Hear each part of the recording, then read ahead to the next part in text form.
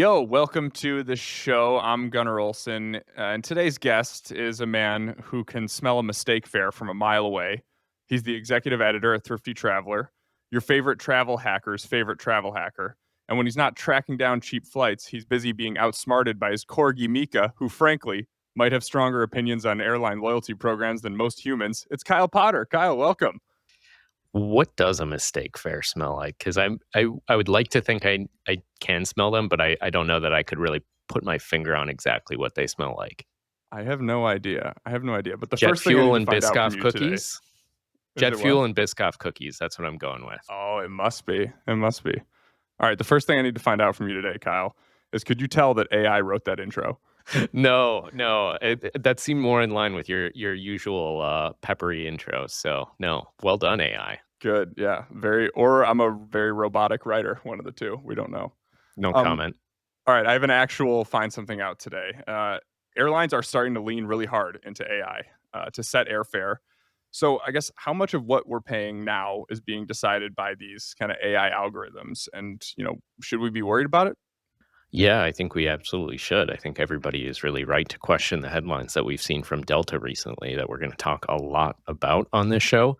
But I would just, caution everyone. This is bigger than just AI that we're talking about. Kind of what we're talking about is a real wholesale reimagining of how airlines set flight prices, and using AI to kind of be the engine of how they do that. So moving away from the fare classes and inventory that we'll get into later that are really so important, but in many ways pretty outdated in the way that flights are priced today, and moving towards truly continuous, dynamic, and personalized, most troublingly, pricing with flight prices. That's what has, I think, all of us in the office a little bit concerned about what that means for the future of airfare and for doing what we do, which is find great deals. Yeah, we're going to talk all about that. But today on the show, we're going to talk first about a destination where the deals have been really hot lately. We're going to talk about a troubling new trend in airfare. And of course, we're going to dive into the past, present, and future of airfare, most importantly, touching on this kind of next generation of AI fueled fares and personalized fares that are going to change the way that we all book flights. All that and more. Welcome back to the Thrifty Traveler podcast.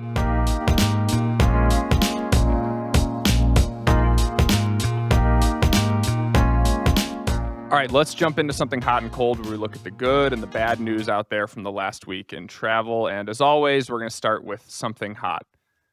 Kyle, over the past few weeks, we've seen a flurry of incredible flight deals to Costa Rica. I'm talking about rates all over the U.S., round trip airfare under 400, sometimes even under 300 round trip.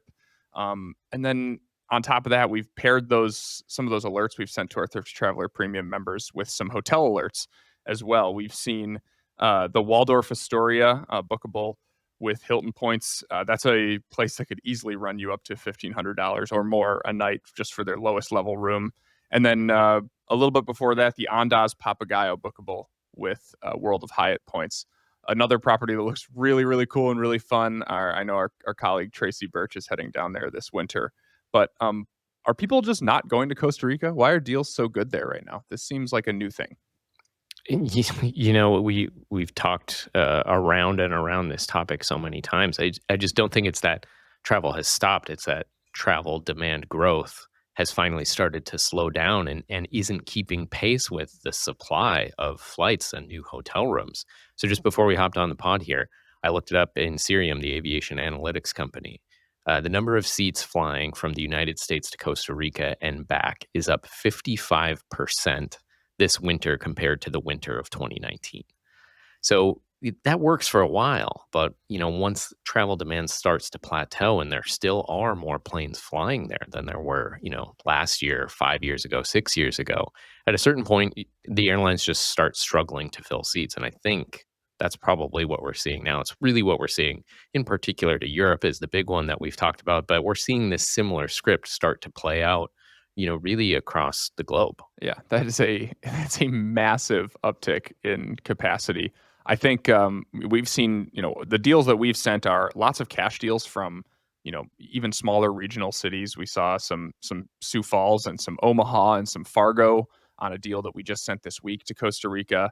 And then if you want to use your points and miles, using AA miles, just 16,000 of them round trip could get you down there in a lot of cases if you can find the availability for those 8,000 AA mile one-way redemptions. And then same thing if you want to use Sky Miles or Flying Blue Miles or Virgin Miles to book the Delta nonstops. You can get those sometimes under like 24,000 round trip. So they're clearly moving inventory, and I think because of that, I had not heard that number, Kyle, until you just said it. If there's really 50% more seats, then next year you can expect that they're going to scale that back. So this is the year. If you want to get down there this fall or winter, make sure you're booking a trip to Costa Rica before the airlines figure this out and right size their operations. Yeah, yeah, absolutely. I mean, this is the pattern that we're seeing play out again and again and again right now. And right now, as we've been talking for the last 6+ months now about just how oversupplied Europe is. I mean, every week we're seeing airlines start to tweak and cut back a little bit. That doesn't mean that they're slashing flights, all of their flights to Europe, but instead of flying daily over the winter, maybe they're just flying 3 or 4 times a week, or instead of flying double daily, they're chopping it down to just once a day. Lots of changes like that over to Europe, and it's only a matter of time before we start to see that spread elsewhere. Yeah, beat the airlines to the punch on this one. Go book your trip to Costa Rica and lots of other places this winter before they figure it all out. Okay, we need to transition to something cold. So a few weeks ago, we talked on this show, and you read about it on our website, that basically we discovered that the airlines were pricing flights much different for solo passengers than they were for traveling pairs or groups. It was a discovery that led to massive backlash among all types of travelers, especially those who like to fly solo. The airlines more or less retreated. I say more or less because they didn't all, and in some cases they kind of wiggled their way back into some of these deceptive tactics, I would call them. But we found they're using another pricing tactic more and more. What did we find this week, Kyle? Yeah, let's preface this with, what we found in the spring, that airlines were charging solo passengers significantly higher fares than groups of 2 or more. That was something new and unusual, something that the airlines had not really done at scale in the past. What we've seen now is a return to something that we've seen airlines do, pretty regularly. It's been 10 plus years, but airlines have started once again charging travelers in the United States higher one-way fares than they charge per segment for a round trip. For the last, I don't know, 10, 15, maybe even more years, that one-way penalty has really disappeared because, the major airlines like American, Delta, United, Southwest to a lesser extent, were really under pressure from the likes of Spirit and Frontier and Sun Country and other low-cost carriers who were always charging half the round trip price for a one way. And so, the bigger airlines had to match. And that has been the case for as long as I can remember, really. And it's the reason why we have repeatedly told people, if you're booking domestically, book one way separately, because it's always going to be half the price. And that gives you some important flexibility. If your plans change, it's much easier to change one flight at a time than it is to try to unwind one half of a round trip booking. And now it's clear that, the airlines have really ramped this practice back up. So the research that our team did, the people who search for flights every day for Thrifty Traveler Premium members, they ran through 2,000 domestic flights, 1,000 one-ways, and then another 1,000 with a return date added in for a round-trip booking. And what we found is 50.7% of them, one-ways, were higher prices than they were for half of the round-trip fare, which really shocked me. I did not expect to see those numbers quite that high. It's the first, as far as I'm aware, the first kind of analysis that anybody has done to see just how prevalent these one-way penalties have become again. Yeah, I think, for all the reasons that we've talked about for so long, the airlines maybe are deciding that, keeping people in a round trip booking, right, keeping them on their planes matters to them a lot. Whereas, I was looking, for instance, at flights to Grand Rapids, Michigan on Delta, and the one-ways were pricing the exact same as the round trip. And it's just really frustrating because I do love booking one-way flights for that flexibility, especially, and also just for the chance that maybe there's a cheaper option on the way home. In this case, they're going to say, Delta in this case says, do you want to fly Sun Country on the way home? Then fine, you're still paying the same fare. So I think a lot of people have probably run into this at some point, but I'm really glad we did this full analysis and just looked into a ton of fares to see and make sure that we're not all seeing things. You're not crazy out there. This is happening. No, it's happening, and while it might not be exactly new, it is new that it has become this prevalent where you are just as likely to, at this point, to see a higher one-way fare than a round trip per segment fare. It hasn't been like this for very long. I'm not exactly sure when airlines ramp this up, but this is again, in the same way that we talked about in that podcast about the solo passenger penalties. This is the airline's way of trying to target business travelers to get more money out of them, knowing that the average leisure traveler, somebody who's just going on vacation or visiting friends and family or something like that, is most likely going to book a round trip. And that, it's the business travelers that really need and value that flexibility of having a one way so they can, book a return flight home, on a different day once they've, gotten to New York City or LA and figured out what their work week looks like. But again, I think at this point, a lot of travelers are really conditioned to just book those one ways separately because this hasn't been the case for so long. You have been able to book one ways at half the cost of a round trip, and that means that now people are in many cases probably significantly overpaying for domestic airfare when they should return to booking a round trip. Yeah. I guess moral of the story, at least for right now, until I think the dust settles on all this, is just double check. Double check what you're booking. Don't just search one way. Don't just search round trip. All of your searches should be both and everything always. Just look around, look at every single one of your booking options before you pull the trigger. We're going to talk a little bit more about this in our extra mile segment, I think. But first, we're going to take a quick break. All right, perhaps more so than anywhere else in my life, the key to saving on travel and just traveling better, I think, is just staying current. The only one constant in the travel world is change. And when it comes to getting ahead, I think knowledge is power. So do this the easy way. Trust us with it. Subscribe for free to Thrifty Traveler's The Daily Beat newsletter today. It's a morning roundup of the top stories in travel sent straight to your inbox. Nothing flowery or verbose, no overwriting, no AI here. Just the most important headlines in budget travel and award travel in your inbox Tuesday through Sunday. Kyle, what can people expect in their inboxes from the Daily Beat? You can expect the latest on whichever new policy the TSA has rolled out, of which there's been, it seems like, half a dozen in the last couple of months. What new airline routes are coming online and that you should be looking at booking, whether you're using points or cash to get a better deal. The newest credit card sign-up offers and perks that can help you elevate your travels. Business class airline reviews and hotel reviews, our analysis of the latest news in the industry and what it means for everyday travelers, and a lot more. So sign up today at thriftytraveler.com/dailybeat. That's thriftytraveler.com/dailybeat, all one word, or just go to our homepage, click on that beginner's guide, and get signed up. Back to the show. All right, let's get to the extra mile where we dig into something deeper in the world of travel. And I don't think anything deserves a deeper dive than looking at the way that airfare is actually priced and how airlines are doing it, specifically using these AI tools. And the reason this is in the news is, as you mentioned earlier, Kyle, is that Delta told investors that it plans to use these AI-powered fares on up to 20% of its domestic routes by the end of the year.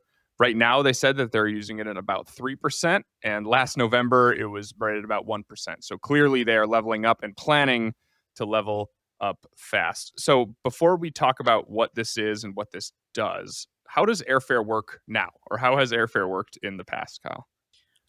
Part of why this is so potentially concerning and even alarming is because transitioning everything, handing the reins of flight prices over to AI and some of the other big changes that airlines are clearly working on as a piece of that would be a huge departure from how airlines set prices today and how they have set prices not just for years but for decades. Because it's one of the biggest contradictions in travel, and it's really hard to wrap your head around, but for as frustrating and mystifying and constantly changing as airfare seems to be to the average traveler, the way that airlines actually set prices is pretty simple, and in many ways pretty outdated, even antiquated. So think of it this way. When you search for flights, whether it's with Delta, American, Southwest, or you go to Google Flights, basically what you're doing is you're querying a database. You're telling them, I want to fly from Minneapolis to Denver round trip. And then the airlines or that platform that you're using runs the search, and it brings you back all of the results. And what it does is it searches through a database. Every airline uses fare buckets, which is basically an alphabet soup. Literally, there are 24 plus of them. Um, an alphabet soup of fare classes, each with their different rules, their different restrictions, and most importantly, each one has its own price. And it's those different rules and restrictions, like one way versus round trip, or one passenger versus two, that ultimately determines what fare you get. So it's just running a very simple query. Does this passenger meet the terms of the lowest fare that we can give them? Yes. And then that's what you get presented. If no, it bumps you up to that next highest fare. So it is for, again, as constantly changing, unpredictable as airfare seems to be, it is run in a pretty simple manner. It is not nearly as static or dynamic, or it's not nearly as dynamic as most people really assume it is. And this is the system that has really existed for, at this point, decades. And, even as so much of the world is being run on the internet and constantly changing, not just by the second, but by the millisecond, the airfare system hasn't really caught up to the 21st century yet. Yeah, it's funny that I think people assume that airfare is already doing what these airlines like Delta, Right. that people assume that, like, Daddy Delta is over your shoulder watching you every day, and they're setting a price that they know you're going to click. I've heard from so many people, like, the price of my flight went up after I searched it a few times. For all of you people out there clearing your cookies, you cookie monsters, there's nothing. All right, they're not doing this. They're not doing this. They're trying to, but they're not doing it yet. Right now, we're using these fare buckets. The price is going up or down based on if there are fares left there. Someone may have canceled a flight. That's why your price went down. Someone may have booked that flight before you did. That's why your price went up. That's currently how things work. I think there's a big misconception that the airlines are a lot more sophisticated than they are at the moment. Right. And to take it to another extreme, and this, we're going to go like, give me 60 seconds for a full on nerd rant. People think that airlines are able to constantly adjust the price of a fare, be it by $5, 10, 25, 500, whatever, and that they're doing this all the time on their websites. But what actually is happening is airlines are submitting all of their fare inventory to a clearinghouse called ATPco. It stands for Airline Tariff Publishing Company.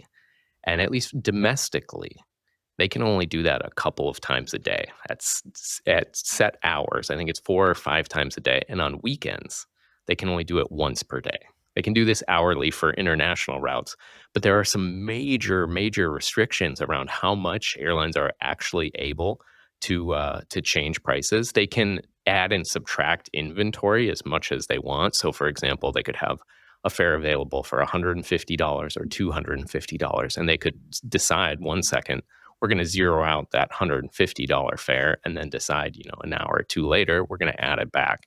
And that, again, in addition to people who are booking flights or canceling them, drives a lot of the fluctuations that we see so constantly in the airfare world. But it really is, it's shockingly simple the way that it works. And much of this is really, being driven by, people in airline departments, revenue management, who are trying to get the most for any single fare that's out for sale, and making these decisions, or in many cases, having an algorithm that's automatically making these decisions about what to add and what to subtract and what new fare to put in the market when, the next of 4 or 5, fare submission windows are. But it ultimately is pretty manual. And, I think that the great irony here for me is that you're right. People think that, AI and constant change is the way that airfare works. And that is what has given rise to, this debunked theory that you should be clearing your cookies or search incognito because airlines are tracking your searches and you can beat them at their own game.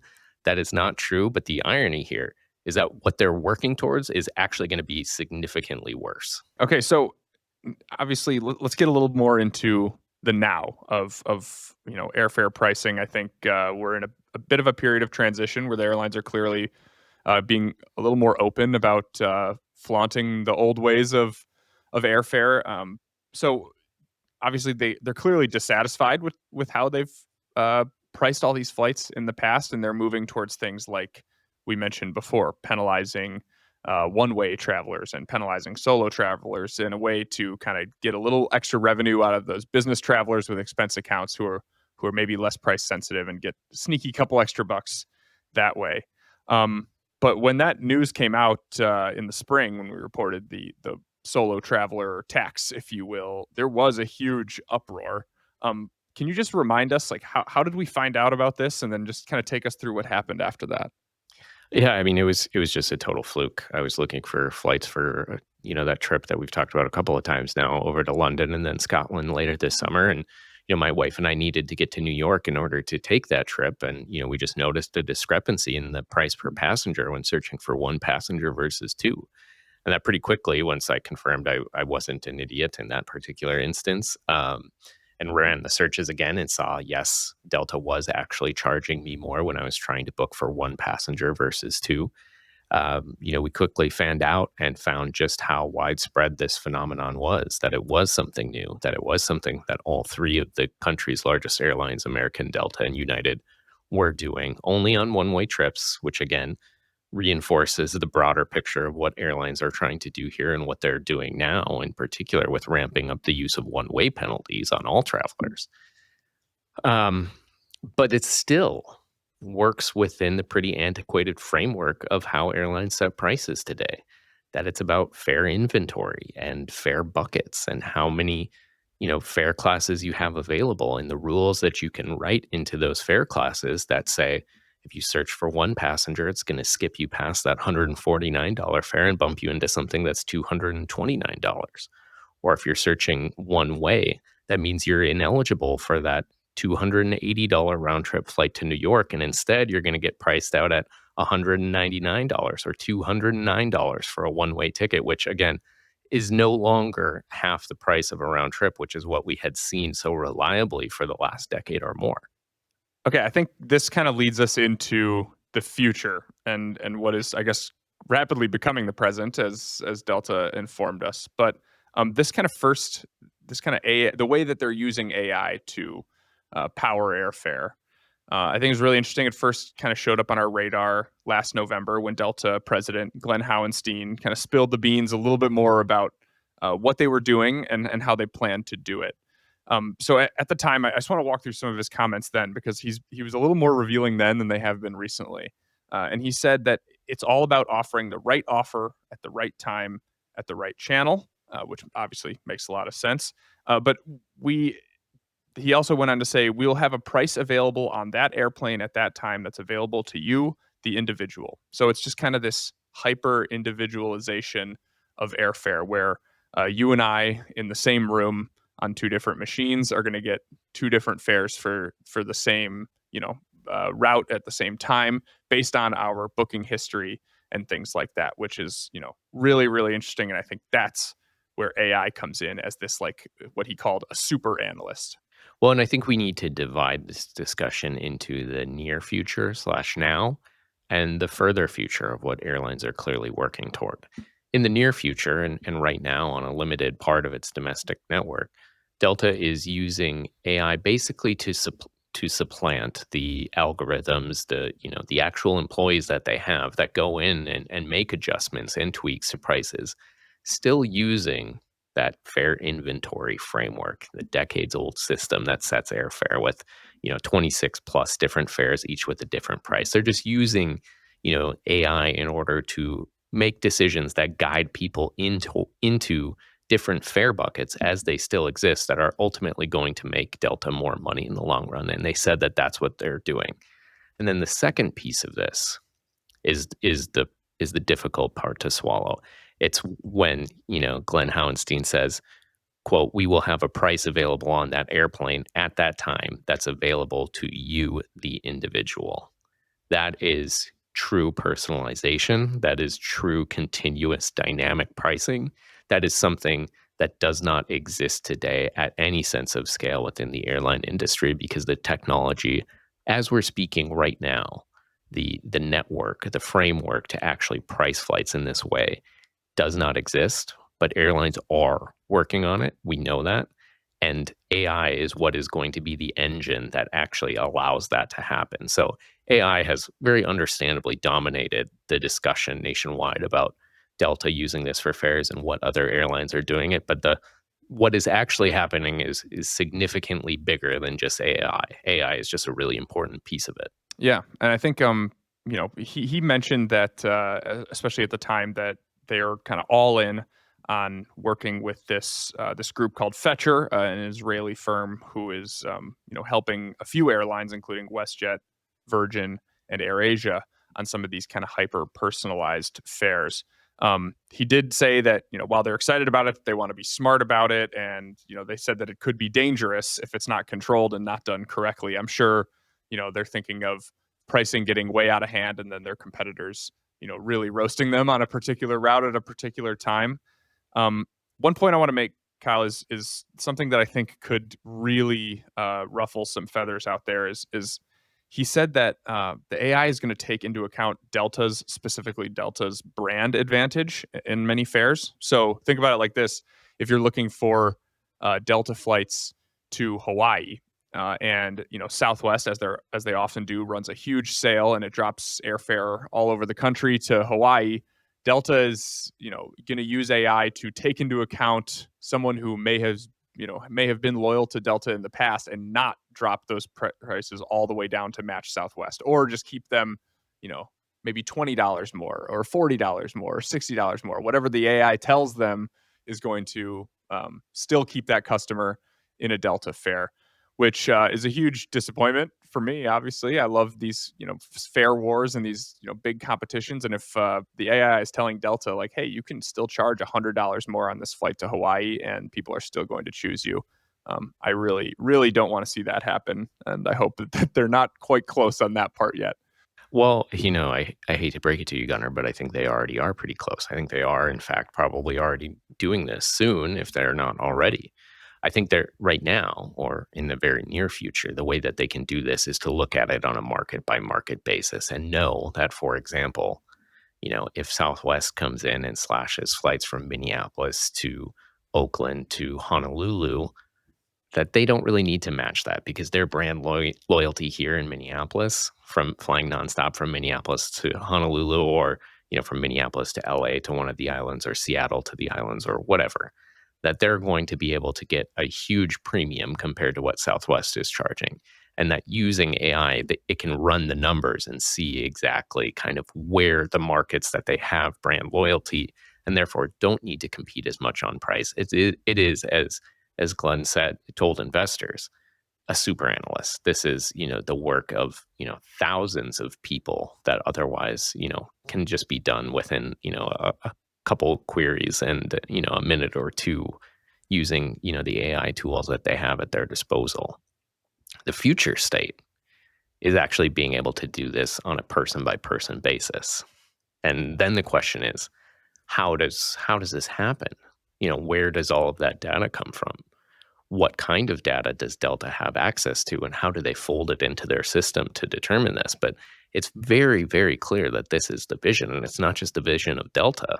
It's the vision of Fetcherr, the company, the AI company that they've enlisted to start working on this. So in an article that Fetcherr posted about, quote, hyper personalization of airfare, an article that, sometime between July 1st and today was erased from the internet. I will just point out, in the time frame when people are really starting to talk about Delta and AI and Fetcherr.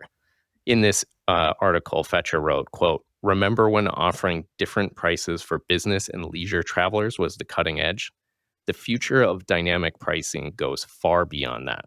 We're talking about understanding each customer as an individual, optimizing every interaction for maximum value, and, quote, creating personalized bundles on the fly, offering the right combination of products and services at the optimal price for each customer." When it comes to pricing and privacy and data concerns, that's like a 5 alarm fire. Yeah, this kind of makes my skin crawl, honestly. Just the way that they wrote this, also just mocking everyone. Remember when offering different prices for business and leisure travelers was the cutting edge? It's like, okay, thanks a lot, guys. Yeah, and I think more troubling in that piece that you sent us, that they again have since scrubbed from their site.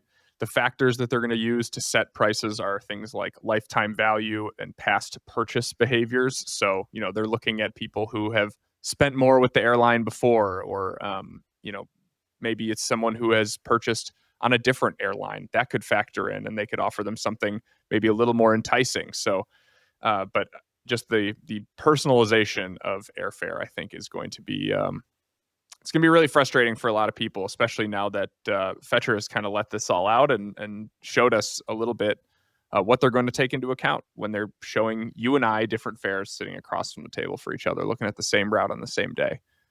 Something that I'm still having trouble wrapping my head around. Yeah, well, and I just need to stress again, we are still probably a ways away from this. This is something that the industry has been talking about and working towards, not just for years, but for decades. I mean, really predating the rise of AI, of the need to really kind of modernize how they set prices and sell them to consumers. I mean, for anyone out there who has heard about NDC, new distribution capability, this is what got, basically the second in command at American Airlines fired last year because they pushed too hard in some aspects of this. But NDC is kind of the mechanism through which airlines could really start to evolve how they price things, because then that allows them not just to set prices on AmericanAirlines.com or Delta.com, but also to share that new pricing structure with Google Flights and Expedia and Kayak and all of the other sites that people look and book through.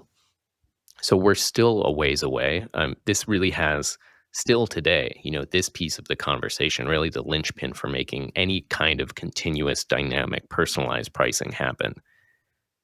It's still a topic that is pretty niche in the airline industry. I mean, we're not hearing Glenn Howenstein really talk about it or even nod to it, but it's a topic at, pretty niche aviation conferences and, white papers and trade group discussions and that kind of thing. But it is being talked about and it is being worked on. And in conjunction with AI and the power to take all of the gobs of data on all of us and figure out how to slice and dice it in order to set prices and change prices on a personal basis, that means now is the time to start talking about guardrails, about what airlines should have access to and what should be off limits, and how to make sure that, for lack of a better phrase, airlines use this for good and not for evil. Because there's two ways that this can go, and it could go in both ways. There's one situation where they use this to, where Delta uses this to poach a Southwest customer. And they know, based on whatever kind of data out there, that if they offer a better deal, they're going to get that business. The dark part about this is what kind of data does Delta have on a platinum or diamond medallion that says that person's price point is significantly higher than that $209 fare to Miami. So we're going to charge that person $449 and find that limit. That part is pretty chilling. Yeah, I think I did want to ask you about how this could be good for the everyday traveler. And I think a lot of people might be thinking, especially with the changes that they've made right now, penalizing solo travelers, penalizing one-way bookers. That's going to hurt the business traveler with an expense account. And in that case, who cares? I don't care if Billy Briefcase has to spend $200 more to get to New York this weekend. Business travelers, I don't really care about you. What we do here is we're focused on people booking vacations and leisure travel and things where, we're helping people who are not professional travelers. Well, let's be clear though. Now more than ever, people can be both. So both sides of this coin are really important. And at the end of the day, a lot of what we see in airfare is the entire system, the networks, where people fly, where airlines fly, where they're adding new flights. So much of that is built on the backs of business travelers because that's what makes them the most money. And it is those higher fares for business travelers that allows us to see those much cheaper fares to Costa Rica or Paris or Amsterdam or whatever. So you do need both. At the same time, to date, most of what the airline industry has done with its current fare system has been used to penalize business travelers. And, using a new age technology with the help of AI and tons of data, we might start to see airlines be able to fine tune that and really find people's breaking point, even if they're just going to visit mom and dad somewhere. You talked about guardrails. I want to talk a little bit more about that because I'm sure there are a lot of lawmakers out there looking at some of these big companies beating their chest about how excited they are to unveil these new hyper-personalized fares and roll out AI. And I'm sure there are lots of lawmakers who would like to take a stand on this. Is there anything moving out there in terms of protecting consumers on this? Not that I've seen. The loudest that we've heard from so far is U.S. Senator Ruben Gallego from Arizona, who has come out and really called into question what Delta is working towards and the prospect of personalized fares. I think again, the tricky part about this is that we're still probably years away from any kind of true personalized, customized, continuous pricing. But again, I just want to stress that means that the time to start talking about this is now, because if we wait until 2030 when, airline industry groups expect to have this NDC capability and an entire new structure for determining prices and selling fares. If we wait until 2030 to start talking about this, it's going to be too late. We have to talk about it now, about how to make sure, again, to use that phrase, that airlines use this for good and not for evil, because we know, I think, left to their own devices, exactly what they're going to do. They're going to use these tools to do what airlines set out to do every single day, which is to charge the most amount of money as possible to fill those planes. And there's two sides of that coin. There certainly will be some lower fares as a result of personalization and AI and data for people who otherwise might not book that ticket. But if airlines are allowed to really do whatever they want with this, there are definitely going to be fares that are exorbitantly higher because airlines know that people are willing to pay substantially more. And what does that mean? Yeah. All very interesting. Okay, Kyle, this is the most important thing to me and my employment here at Thrifty Traveler. What does this mean for finding flight deals in both, I guess, the short and long term? I don't know. I really don't. It's hard to map this out. I mean, just within the last probably 4 or 5 days, I've only started to be able to wrap my head around how airlines could make this a reality. That personalized pricing could become a reality on Delta.com and Google Flights and Expedia and all of the systems, all of the ways that people book their travel. That is something that can happen sooner rather than later. We're still talking years, but it can happen. The airline industry at large is working on it. But and at a macro, zoomed out 35,000 foot level, I don't know.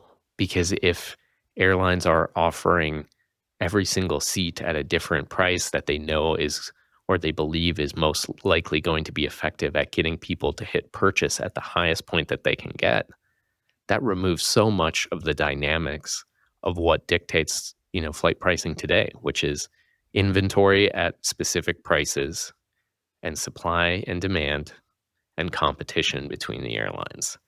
So however this plays out, this is going to have some pretty drastic consequences and changes for all things in airfare. And I don't think we know yet exactly what that might look like. Yeah, definitely. I think, especially in the short term, like you said, all the changes that are being made, and obviously we're moving towards this this hyper personalized AI pricing. But the changes right now that are being made, I think, are specifically they're still capturable in tools like Google Flights, right? We're able to see how they're pricing things, and more or less everybody's getting the same, search results when they're searching for flights all over the U.S. and around the world. So long as they're based in the United States, right? Sometimes we've seen some airline programs price things a little differently based on where you're searching from globally.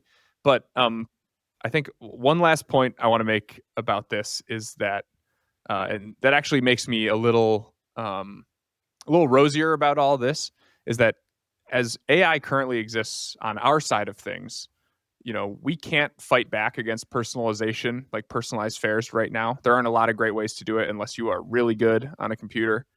Uh, but I think hopefully over time, AI might also be able to help us on this side of things. They're going to be using it, of course, but like currently, ChatGPT cannot help you find cheap flights. That's not something that ChatGPT and other AI platforms are capable of doing. They're not able to scrape flight deal data and get you, the cheapest flight to Costa Rica on the day you want to go.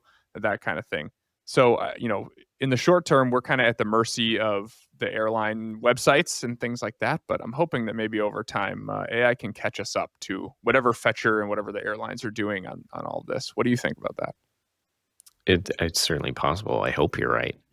Right now, like I said, I'm still just struggling to come to grips with how this changes the airfare market as a whole and how you figure out where the deals are. Because if, the price that you see searching from Minneapolis to Bogota is different than what I see, you start to scale that. How do you tell a group of thousands of travelers, hey, there are great flight deals from Minneapolis to Bogota or from Chicago to London or whatever?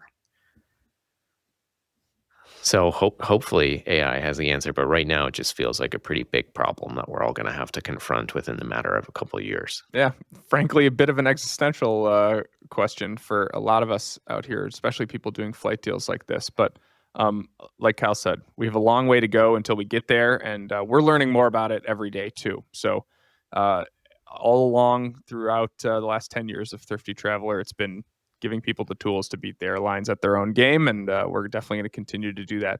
We're watching you guys. We're watching you, American, Delta, United. Don't mess around with our low airfares, please. Anything else on this?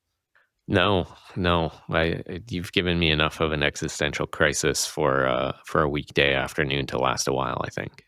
Good. All right, let's answer a question from listener David. All right, David wrote us in, and he said, "My wife and I have been Chase Sapphire Reserve cardholders for 8+ years now. We are considering changing to a different premium credit card for a couple of reasons. Not really impressed with the new benefits from the Chase Sapphire Reserve, and definitely not impressed with the new annual fee. And they're about to start traveling much more frequently with a child starting college across the country and playing volleyball, which means 4+ trips per year for the two of us. That should be very fun. Um, they're considering moving to two different cards. They're trying to choose between the Platinum card from American Express or the Delta Sky Miles Reserve card, the kind of highest tier Sky Miles card. They live in a Delta hub. Their Chase renewal isn't until February, so they got a little bit of time to think about it. But they're asking, should we wait and see if the rumored Amex Platinum reboot comes out, or should we go get the Delta Sky Miles top card and see which is best for them? What would you recommend? This is kind of a tricky one. Yeah, there's a couple of paths you could go here. I mean, I think first the temptation to wait and see what happens with the Amex Platinum card. We know changes are coming this fall. We know that that is going to be accompanied by some kind of an annual fee increase. So I understand it's tempting to wait and see how that plays out. That said, the best time to apply for the Amex Platinum card is before, because what will happen is, we have a window between now and whenever this happens this fall to apply at the current rate of $695 a year. Add the benefits that you currently get, including lounge access, which includes Delta Sky Club access. And then you're paying that, you're locking that in. You will at some point, if not immediately, get all of the new benefits that that card gets, all while still paying $695 for that first year with the card. So whatever fee that card increases to, you won't pay that until, next summer or next fall, whenever you apply for it a year later. So I would say, if you are on the fence about this, now is probably the time to act. I do think the American Express Platinum card is probably a good place to at least start to try things out, at least for 1 year. Because the other kicker of this is that, we now see welcome offers on the Amex Platinum card as high as 175,000 points. So at minimum, you have a window here to shift a small amount of your spending to the Amex Platinum card in order to get that bonus. Enjoy the benefits, both the current ones and the new ones, whenever those roll out and whatever they are, for up to a year. And then I think next year is the time when you decide what your long-term solution for the Chase Sapphire Reserve is, and just get rid of the Chase Sapphire Reserve before that comes due, with the caveat that, as with any travel card, especially a premium travel credit card, you should always call the bank and ask for a retention bonus. Tell them you're thinking about canceling. You don't want to pay this higher fee, and I'll be interested to see how generous Chase is with retention bonuses, because David is not alone in reconsidering the Chase Sapphire Reserve at this higher annual fee. Yeah, I think that's really good advice. I think I might hedge and just say maybe one of each for these. One of you get the platinum, one of you get the reserve. The reason why I would say one of you get the reserve is it's just a little cheaper and you get that companion pass, which clearly you're going to want to use if you're traveling as a duo to crisscross the country to go watch some college volleyball this year. And then, obviously if you're at a Delta hub, the Sky Club access 15 times a year on the reserve card is pretty nice. And then the 10 times a year on the platinum card. And then you could use that tricky workaround that you taught me, Kyle, which is using that $200 ancillary fee benefit on the platinum card to pay for 4 more $50 Sky Club entries. So one of you gets 15, one of you gets 14. One of you is going to have to sit out one Sky Club visit if you take 15 round trips this year. Well, no, because the Sky Miles Reserve card comes with 4 annual guest passes to the Sky Club too. So you get a lot of Delta Sky Club access with those 2 cards. So if you can stomach, that pretty substantial amount of 2 annual fees in addition to what you're already paying for the Chase Sapphire Reserve before you dump it, that's not a bad move. Yeah, I think you got a lot of good options. Thank you for reaching out, David. If you want us to answer your question, email us at podcast@thriftytraveler.com, and your question might be featured in next week's show. We've been getting a lot of really good submissions over there, so thank you all for reaching out. Okay, Kyle, let's close this thing out, and I'm going to put you on the spot. Are you ready? Let's do this. Okay, this one came to me on the drive over here. All right, what's an airline that you're embarrassed to say that you've never flown? Oh. Or maybe not embarrassed, but what's the biggest hole in your resume? Sure, yeah. The first one that comes to mind is Etihad. So they have an increasing presence in the United States, and for all of the times that I have been to the Middle East and all of the times that I've flown Qatar Airways in particular, and have even been to Abu Dhabi, yet I've still not flown their flag carrier, Etihad. So that's the first one that comes to mind. I guarantee you I'll come up with something even more obvious. In fact, I just thought of it. I've never flown Alaska Airlines. Yeah, same. That was going to be mine. So I've held Alaska's highest or second highest level of elite status before, and I've still never flown Alaska Airlines. I'm flush with Alaska points. I've held their credit card, but I've never been on one of their flights. I'm going to end that next year. I've got an Alaska flight booked back from Hawaii, but that was one of mine. And yeah, I just think it's funny to just listen to see what would be. The other one that I get a lot is when I tell people that I'm a travel writer or I write about the airlines and everything. The first thing they say, Emirates. Have you flown Emirates? No, I actually haven't flown Emirates. But everyone, when you say yeah, I write about business class seats sometimes, and everyone just immediately goes, Emirates?